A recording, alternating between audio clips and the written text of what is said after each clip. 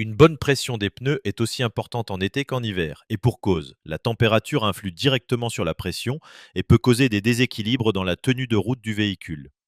Aussi, est-il toujours utile de vérifier d'une manière périodique cette pression et éviter de rouler avec des pneus surgonflés ou sous-gonflés. Il y va de la sécurité des passagers à bord. D'emblée, une interrogation revient comme un leitmotiv.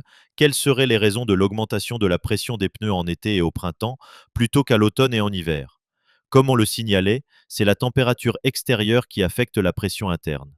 Et autant qu'en hiver, la pression diminue, elle augmente sensiblement durant les périodes de chaleur et encore davantage par temps de canicule, dont les épisodes marquants se succèdent et s'intensifient en Algérie au cours de ces dernières années.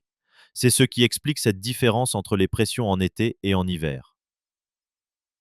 La chaleur provoque la dilatation de l'air à l'intérieur des pneus, ce qui augmente la pression. Si la pression des pneus dépasse les niveaux recommandés, des problèmes tels qu'une adhérence réduite, un risque accru d'éclatement des pneus et une augmentation de la consommation de carburant peuvent survenir. Il est donc indispensable de surveiller régulièrement la pression des pneus pendant les mois d'été. C'est la raison pour laquelle les constructeurs de voitures recommandent différentes valeurs pour la pression des pneus des voitures. Généralement, une pression standard des pneus est recommandée pour maximiser le confort de conduite. La pression maximale recommandée des pneus pour maximiser l'efficacité et réduire la consommation de carburant. Par exemple, la pression des pneus d'une citadine pour les roues avant et arrière est de 2,2-2,1 bar, ce qui se traduit par 2,5 bar à pleine charge. Le niveau 2,8 bar est la pression maximale recommandée qui privilégie l'économie au confort. Au-delà de ces pressions, il existe un risque sérieux de compromettre la stabilité de conduite et le confort de marche, car les pneus aident à filtrer les inégalités de la chaussée s'ils ne sont pas excessivement gonflés. Il faut souligner que chaque voiture a ses propres prescriptions qu'on peut vérifier dans le manuel.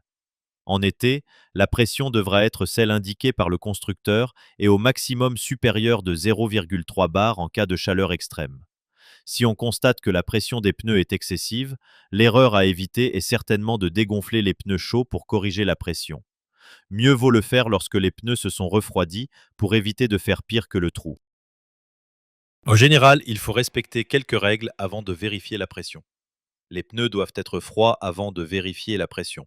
Cela signifie que le véhicule doit être à l'arrêt pendant au moins 2 heures et à l'ombre, ou après avoir parcouru moins de 3 km à basse vitesse. En cas d'urgence, vous pouvez régler la pression à chaud en ajoutant 0,3 bar à la valeur de pression à froid recommandée par le constructeur du véhicule. De même, vous ne devriez évidemment jamais baisser la pression des pneus en été, car cela augmenterait dangereusement la pression interne, favorisant des incidents désagréables. En été, ne roulez jamais avec des pneus sous-gonflés en dessous des valeurs indiquées par le fabricant de votre véhicule.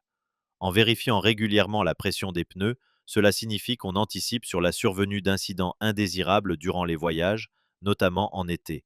C'est l'amélioration des performances de la voiture et sa maîtrise, la sécurité des passagers et une optimisation des coûts d'entretien des pneus.